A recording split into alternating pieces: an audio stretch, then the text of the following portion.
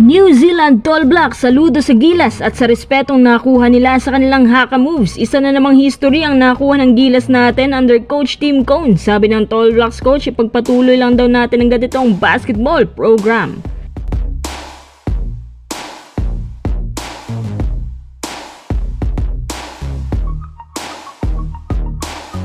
Unang quarter, close combat ang labanan natin at parehong madalas mag-turnover ang dalawang team dahil sa kanilang hard defense at hindi rin magawang makapukol na maayos ang both teams. Maliban kay Webster at Brown ng New Zealand at Kai Sotto, Dwight Ramos at Chris Newsome sa kanyang magaling na ball handling. 2 minuto ang natira, biglang umarangkada ang Tall Blacks at naiwan tayo ng up by 5 points pero dahil sa magandang fast break opportunity ni JB kay Kai, nakahabol tayong bigla 17-18. Good confidence naman ang binibigay ng gilas dito paunti-unti, plus lumamang pa tayo dahil sa tres ni Oftana. Ikalawang quarter, naiwanan nilang bigla ang gilas dahil sa kanilang depensa. Umarangkada si Wardenberg plus nabibigyan natin sila ng malawak na space sa 3-point field. Mukhang nabubuwal din ang depensa ng big man natin, especially Junmar. Mabuti na lang at pabor sa atin ang paint at nakukuha natin na madalas ang rebounds. Naiwanan tayo ng 8 points habang si Scotty ginagawa ang lahat ng playmaking na mabisa para sa gilas at nakakahabol tayo agad yung 8 points na kalamangan nila. Biglang isa na lang nung kumonekta na si Scotty sa mga teammates niya. Ito na nga bang sinasabi ni Coach Tim na kapag nandyan si Scotty, biglang nag-elevate ang laro ng gilas.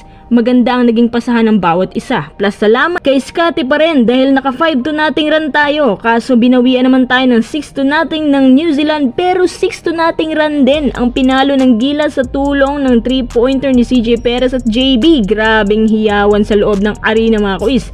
Dying 22 seconds, sobrang init ng labanan at naitabla pa ni Tom Bogdanovic ang first half 45 all.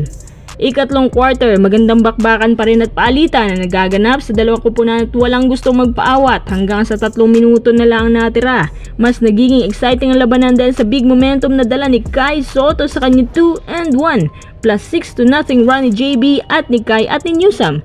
Kaya lamang tayo ng 10. Good sign to para sa atin. Sa mga hulihang minuto na ikatong quarter na to, napapadalas na ang turnovers ng Tall Blacks habang gilas natin. Mas gumaganda pa ang pasahan at depensa. Ika-4 na quarter, mas pinapahigpit pa ni Coach Tim ang depensa ng gilas dahil umiinit na rin na Tall Blacks pero hindi nga lang magawang makapukol ng Tall Blacks. Ang gilas naman sa sobrang agresibo, kinakain ng fouls at unti-unti silang nagagapang dahil dito kaya napa-time out tuloy si Coach Tim.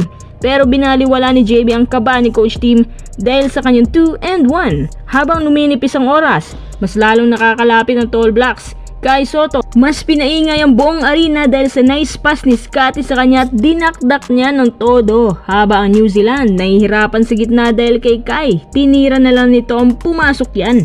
Last 2 minutes, JB pa rin ang hero natin, 22 points, 10 rebounds, double-double na sa kanya.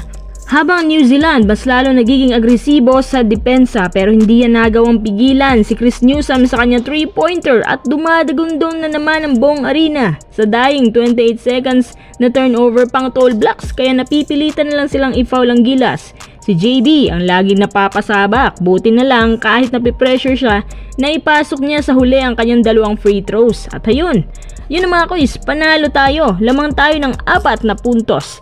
Alam nyo ba na itong unang beses na nanalo tayo laban sa Tall Blacks sa 4 attempts? Ito na naman ay isang history na hindi natin nakuha noong nakaraang taon. Under Coach Tim, ang dami na nating nagagawa at kinatatakutan na tayo sa buong Asia. Gaya ng sabi nila, kapag natalo daw natin New Zealand, para na rin tayong naka-sweep sa buong Asian countries. Natalo natin na rank 22 sa FIBA. So ibig sabihin mukhang aangat na naman tayo sa global FIBA rankings nito. Habang ang New Zealand coach na si Jude Flavel saludo sa gilas Pilipinas natin. Ang layo na raw ng Philippine team kumpara nung nakaharap natin sila. Naniniwala si Jude Flavel na kapag pinagpatuloy natin ganitong basketball program, siguradong masaangat pa ang gilas. Good job naman ang remarks ng buong Tall Blacks. Kudos din kay Tom Bogdanovic na nagpakaba sa gilas, pati na rin ang bagong nadagdag na umambag. Habang sa gilas boys natin, good job sa depensa ng lahat. Kudos kay Kai Sotto dahil ito ang kanyang best game sa international level so far. Ganon din sa playmaking ni Scotty Thompson, sa buzzer beater handling ni Chris Newsome, and of course sa late heroics ni JB na hanggang ngayon kahit pagod yan. Pero kahit kailan di niya binigo ang Philippine team. Walang Pinoy ang malulupasay ngayon at ngayong November 24 nga pala laban natin versus Hong Kong sa parehong oras pa din. Sabay-sabay na naman nating abangan yan.